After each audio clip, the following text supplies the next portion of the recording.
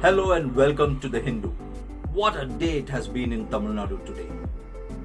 The assembly election results are out.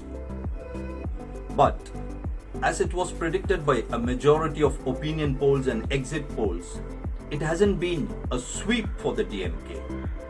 But yes, the DMK is comfortably going to form the next government in Tamil Nadu.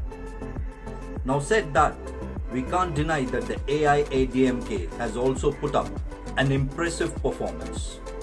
Now going by the Election Commission of India's official figures, the difference between the vote share of AIADMK and the DMK is a mere 3% as of now.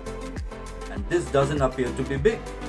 But then, it is not the vote share, but the number of seats that matter to form a government. And when it comes to the number of seats, the DMK is comfortably leading in more than 118 seats, a majority that it requires to form the government. Now, if alliance partners like the Congress, which is leading in 13 out of 25 seats that it contested, and the VCK or the Vidudalai Chirutaigal Katchi, which is leading in 3 out of 6 seats that it contested, and the communist parties which are leading in 2 seats each, if all this is put together, the DMK alliance will be having somewhere close to more than 150 seats, and they would be forming the next government in Tamil Nadu. And said that, we must also not forget that the BJP is really doing good. Out of the 20 seats that they contested, at least in 4 seats, the party is leading. The BJP's Nainar Nagendran and its state leader are also leading in their respective constituencies. Now coming to the specifics, Mr. M K Stalin, who is all said to be the next Chief Minister of Tamil Nadu, had maintained a lead in his Kolattur constituency, where he is contesting for the 3rd time in a row, and he's said to comfortably win in his constituency. On the other hand, the incumbent Chief Minister, Mr. Edappadi K. Palaniswamy, he has maintained a a really big lead, a big margin compared to his competitor in his home turf, Edappadi.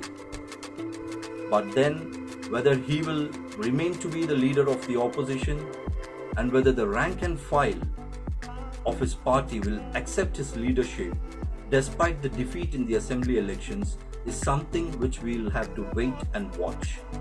It will all depend upon the moves to be made by Ms. V.K. Sasikala and Mr. TTV Dhinakaran in the days to come.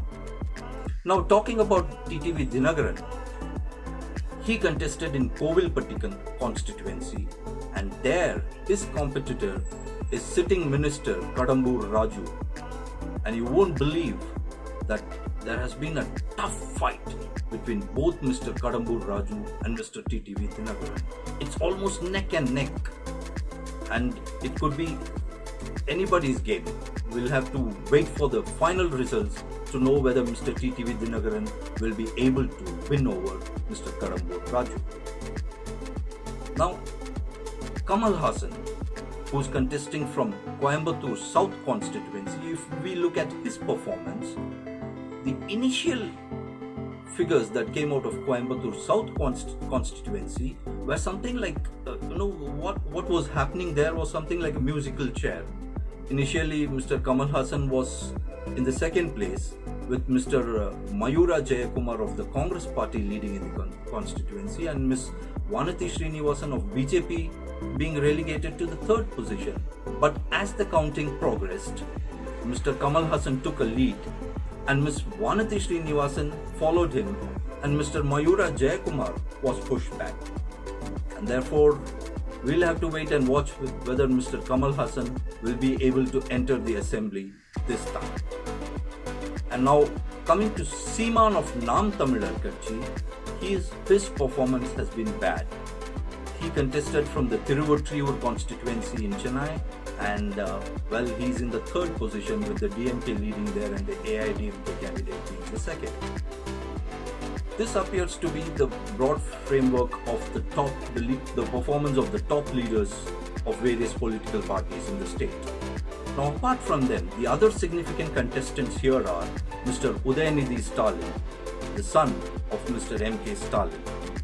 Mr. Udayanidhi Stalin contested from Chepak, the Triplicane constituency, and he has been maintaining a comfortable lead. There's a big margin, and for now it appears he'll sail through and he'll enter the assembly. The other surprise that you may not expect that has come during the declaration of this results is the debacle being faced by the DMK's General Secretary, Mr. Durai Murugan. He is trailing in his Katpadi constituency, and actress Khushbu of Bharatiya Janata Party is also being pushed back by her competitor from the DMK in her Thousand Lights constituency. So overall, this has been an election of surprises, and even post-elections there are going to be a lot of surprises, especially when it comes to the leadership of the AIADMK. And we'll keep you updated on all those developments. Do tune into the Hindu's YouTube channel. Thank you very much for joining us today.